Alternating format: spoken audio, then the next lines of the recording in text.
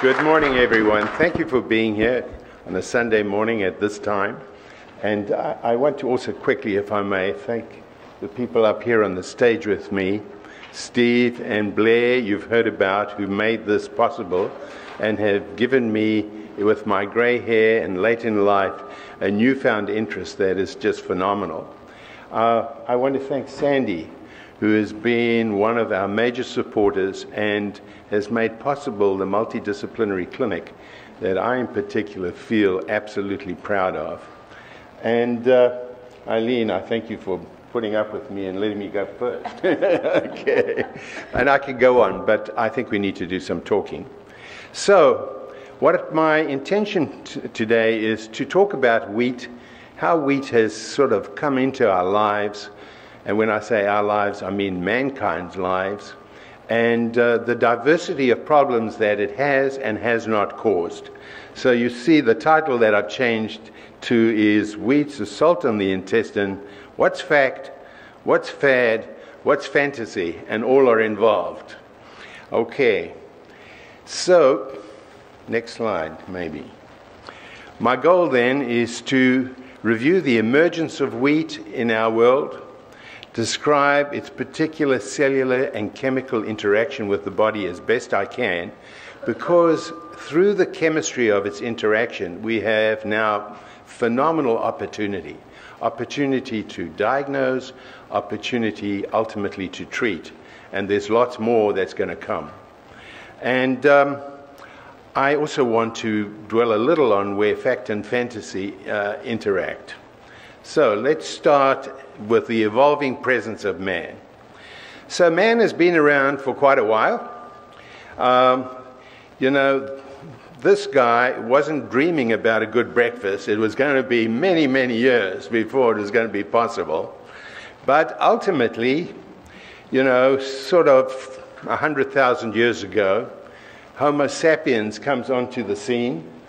And it takes quite a while from there to now before we have wheat that's ubiquitous. So the Egyptians 10,000 years ago, we have evidence that they were already farming. But think about that. That's 10,000 versus 100,000. So man is evolving without the presence of wheat in the diet for multiple years. We're supposed to be eating like gorillas. And what we're eating is a very different diet. And not surprisingly, many people aren't quite adjusted to it. But in these modern times, here's Bruegel, somewhere around 1600 or whatever, we have a lot of wheat being created. It's become the staple. All right, so where does this interact with celiac disease? I find, I've just come back from Normandy, it's the ultimate irony that famine under the Nazis helps reveal the cause of celiac disease. Why? Because before World War II, the mortality rate from children who had what appeared to be a celiac syndrome, we didn't know what it was then, was 30%. 30%. It was extremely high. The war comes, and these children disappear and stop dying. Why? They're starving. They're not getting wheat, but nobody realized that until the Allies undertook Operation Chowhound, I love that word, and dropped tons of food into Holland and into Europe.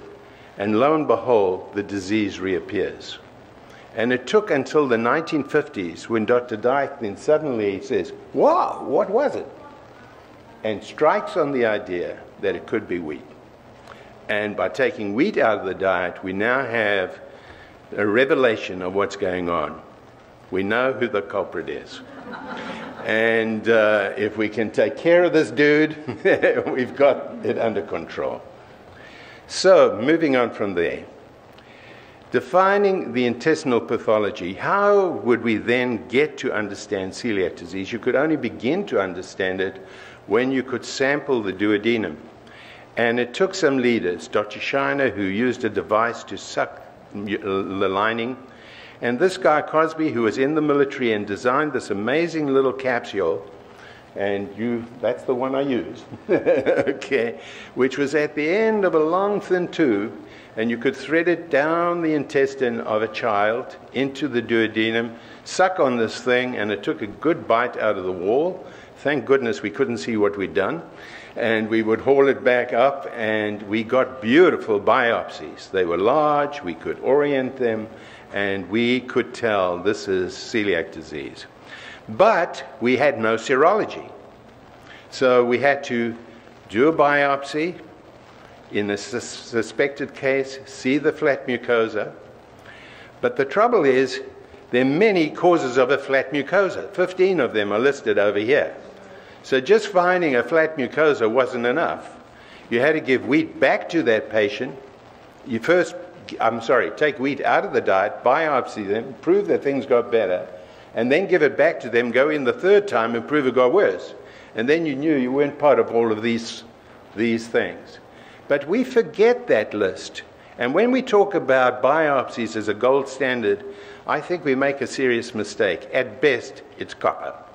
There are plenty issues with the biopsy as good as it is, and that's a different talk. So, going back to this, we needed blood tests. We needed to be able to get in there and make a diagnosis without putting the child through this waltz of 3 biopsies. But we couldn't do that until we understood the chemistry of what was going on in celiac disease. And in the next years, we ultimately had revelations that led us to tests that have brought us to the modern time.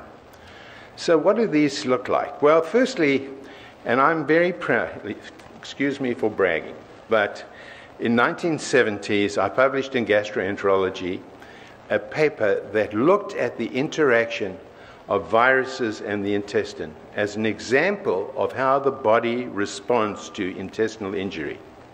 And what we found in piglets, where we could follow them serially, was those finger-like projections that you see on the left there disappeared in the course of the viral illness. And what was happening is that the mature enterocytes were invaded by the virus. The body immediately set up an inflammatory response and kicked those cells out, because that's your first defense. And as those cells were kicked out, they were replaced with young cells that were not nearly as effective.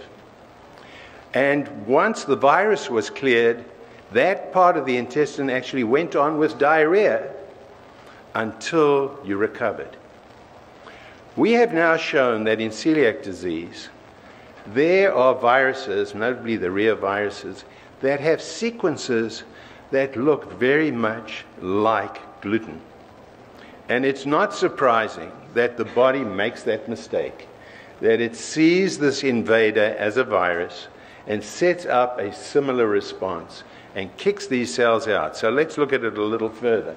So on the left-hand side, you see the microvillous, the additional villous-like architecture of the individual cells that line the intestine. And when we looked at that surface in the course of the viral illness, all those little dudes had disappeared. We could isolate those cells and prove that they were immature, and it took 6 weeks for them to come back and settle down and do the job they were meant to do. So what we have in celiac disease is this progression. On the left-hand side, you see the mature villus. When it's injured, it starts losing the surface enterocytes. As those enterocytes are lost, the manufacturing portion of this arrangement, those crypts, get deeper as they're sending immature cells up onto the surface, and ultimately there's nothing at the surface, it's flat. But the thickness is the same, because now all you have is the factory, and the atrophy is gone. And that's the diagnostic hallmark of the disease for us now. And so we have in celiac disease a very similar progression. You see the villus, partial villus atrophy, and then the ultimate full catastrophe. Okay, so here's the chemistry.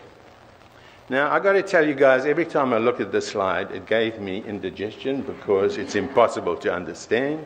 And I thought, I have to find a simpler way to tell the story. And I could read it out to you, but I promise you, you're going to be equally confused. So let's look at it in modern lingo. First of all,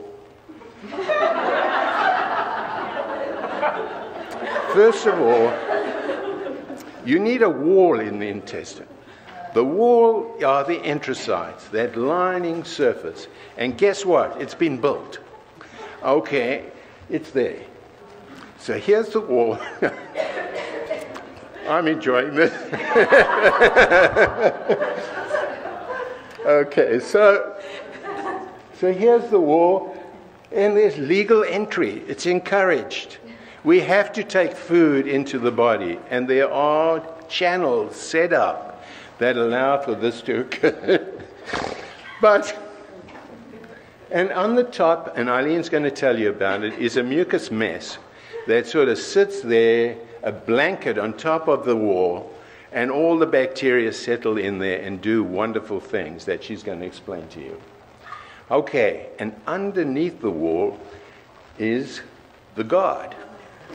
Okay, here we have the National Guard, which is the innate immune system. The body has poised in that lining white blood cells that are able to perform phenomenal things. There are cells there that are vetting the process, literally checking out what's coming through. There are cells there that can pick up a message and carry it forward to other cells, which can go out into the immune system and bring out the military. Bring in a whole set of further cells to do the work that's needed. So let's follow that through a little further as in celiac disease. So in celiac disease, you see those round things, I represent them as gliadin. That is coming through for one reason or another. The surface has been injured, and this stuff comes down.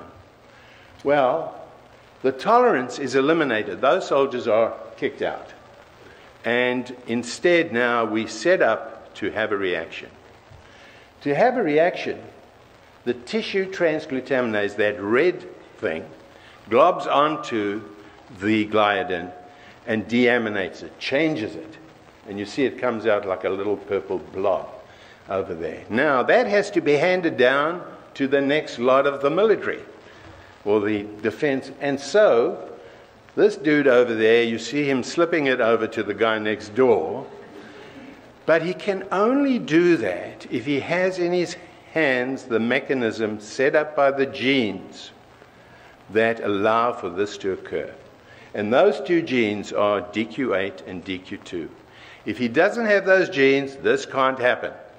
If this can't happen, you can't get celiac disease. Okay? So, having handed it on, the last guy has to go out and leaves the area, goes off to the lymph nodes to bring in the military. And now you have a rush of lymphocytes that come into that area and aggressively get rid of that surface epithelium, where the body thinks these viruses, which happen to be wheat, are lodged. And in that process, unfortunately, sets off this cascade of events that leads to this flattened lining. So, kaboom, it happened. My grandkids would love this, don't you think? Okay, so, but I wanted to do it in a way, and I actually would encourage us to give this to our children. I often draw for them when they come to clinic and show this progression, and I think it helps them come to grips with, what's going on. So let's look at it in more usual terms, just once more. You've got gliadin, you've got leaky junctions, you have tissue transglutaminase that transforms that gliadin. The gliadin can now be handed off with those hands that are able to do it because of the genes that are involved, the presenting cells, and eventually you have the release of antibodies and cytokines which set up the tests that we use for the identification of the disease. We've got gliadin antibodies, endomysial antibodies, and tissue transglutaminase. These things are the blood tests that we were looking for in order to screen the population and not to go through the 3 biopsy technique that I was compelled to use. And so ultimately that leads to lymphocytes coming into the mucosa and destroying it. By contrast to celiac disease, the other injury is wheat allergy, and I'm going to just briefly touch on that. It's quite different. It's readily distinguished if we think about it. And here you have an IgE-mediated response which sets up testing techniques that allow us to exclude this condition. It also causes abdominal pain and nausea, but we get the other things: itching, swelling, itching tongue, asthma, trouble breathing, and even anaphylaxis. So it's a different pattern of disease, though there is overlap and one must be aware. The young child happily can outgrow that allergy, but once established in an adult, it's going to stick around. Now, I should have labeled that up to, that's non-celiac wheat sensitivity. This is a hot topic for us to understand. These are the people who have intestinal and extraintestinal symptoms after ingesting wheat, and they don't have celiac disease and they don't have allergy. But they have a real phenomenon. It is not a joke, it is not imagined by most people. Now, there's a complex interplay here. A lot of what I showed you in celiac disease is already being evolved in non-celiac wheat sensitivity. So, specific wheat factors, gluten, amylase, trypsin inhibitors, and FODMAP, not just gluten, other things in wheat are able to set this off. The barrier is destroyed. The gut flora change. There's an innate and an adaptive component in the immune system that's shown to react. But unfortunately, it's non-specific. So we've not been able to identify particular tests that allow us to identify this condition. And what we're left with, unfortunately, is reliance on a double-blind exposure to be absolutely certain.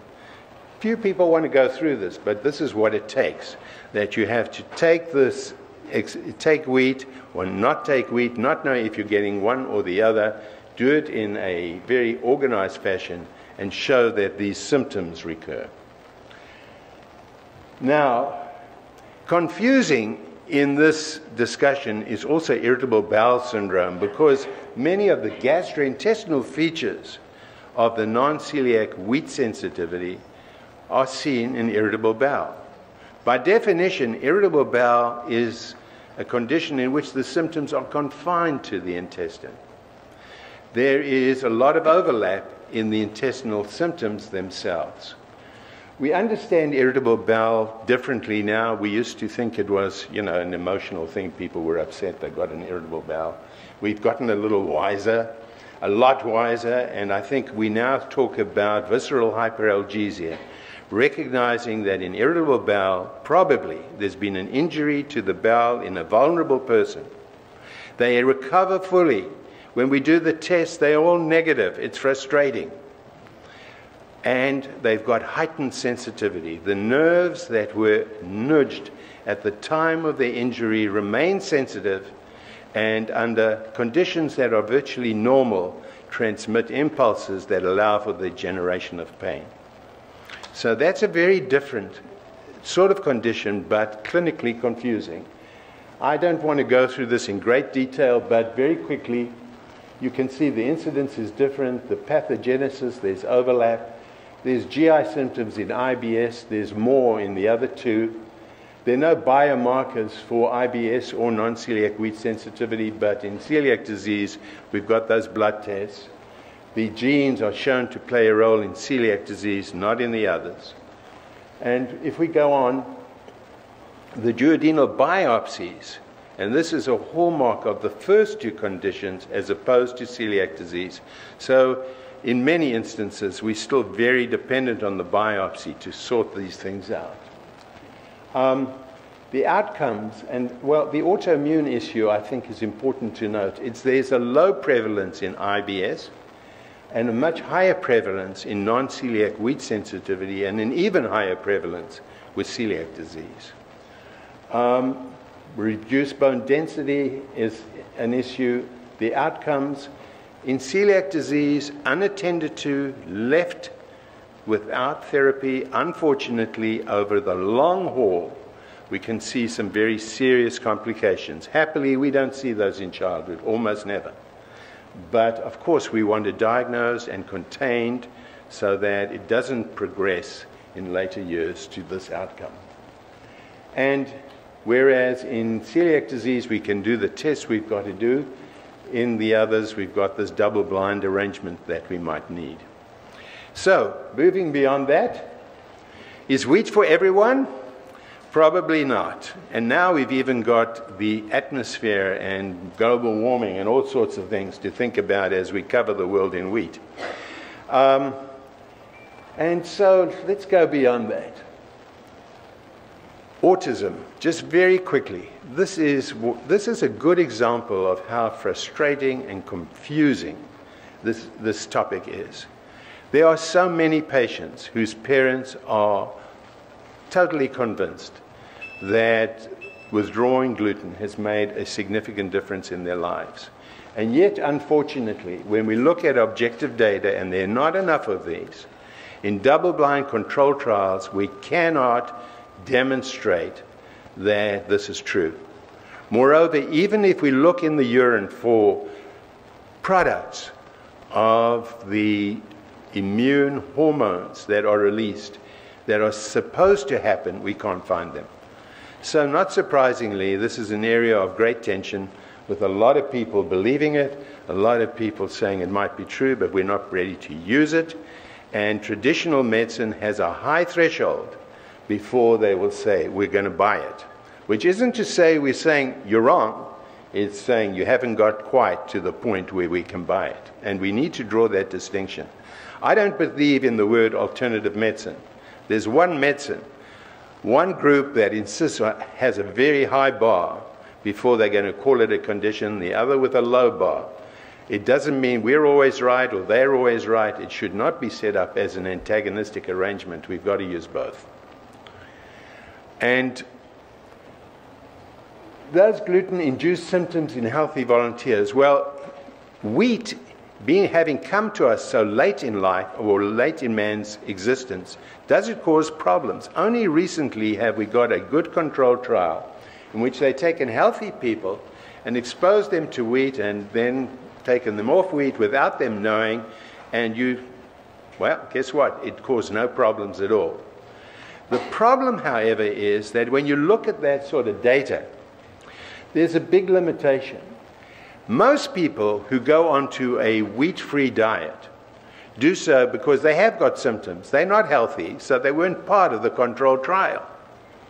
Now, in Australia, when they look at people, they find 1 in 10 of the group who go onto a gluten-free diet do so because they have no symptoms, they just want a lifestyle change. In America, it's different. 40% of the people who go onto a gluten-free diet do so for lifestyle changes, possibly induced by industry, advertising, all sorts of means to persuade people to make that change. And here, unfortunately, it's probably not right to do. I feel I need to move on. I know I've taken time, so let me rush through this a little. When I spoke about the need to assess the quality of information, and let's look at mistakes we commonly make as an example of how wrong we can be. And I love this slide. I had it made years ago. So these are all not true. We use only 10% of our brains. Nonsense. Hair and fingernails continue to grow after death. Nonsense. Shaving hair causes it to grow faster, darker, or coarser. Nonsense. Okay, reading in dim light ruins your eyesight. Nonsense. Okay, mobile phones create interference in hospitals. Nonsense. Okay, people should drink at least 8 glasses of water per day. Nonsense. Okay, eating turkey makes people especially drowsy. More nonsense. Okay, so we can get confused, and it doesn't take a whole lot to confuse us. All right. In The Omnivore's Dilemma, I think when it came to food, it was beautifully said. They point out that the French paradox is that healthy people in France, obsessed with the idea of eating unhealthy food, do it for pleasure, okay? let me read it again. Healthy people are obsessed with the idea of eating unhealthy food for pleasure. That's the French. What about us? Unhealthy people obsessed with the idea of eating healthily. Okay. So, now lastly, feed well, but do not be a fanatic. And that's a whole topic we're going to discuss today. And there's a lot more to life than eating. Let's enjoy it. Thank you.